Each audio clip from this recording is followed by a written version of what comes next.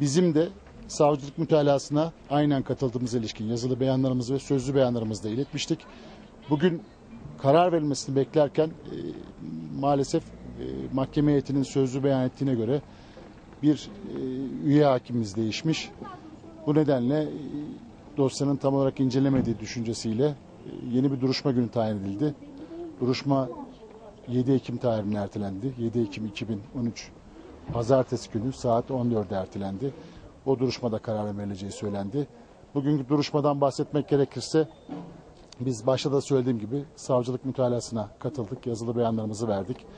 Sanığın birden fazla kişinin ölümüne ve birden fazla kişinin yaralanmasına taksirle sebebiyet vermekten üst sınıra yakın cezalandırılmasını, aynı zamanda gerekli hasar tespitleri yapılmadan dolayı birinci depremden sonra gerekli hasar tespitleri yapılmadan oteli çalıştırmaya devam ettiği için basiretli bir ticaret erbabı gibi davranmadığından dolayı taksirinin de bilinçli taksir olarak, yani hasar tespiti yapılmamış binanın birinci depremden etkilenerek yeni bir deprem olmasa dahi yıkılma riski olduğunu öngörülebilir, neticeyi öngörebildiğini düşünerekten bilinçli taksirden dolayı cezalandırılması talep ettik.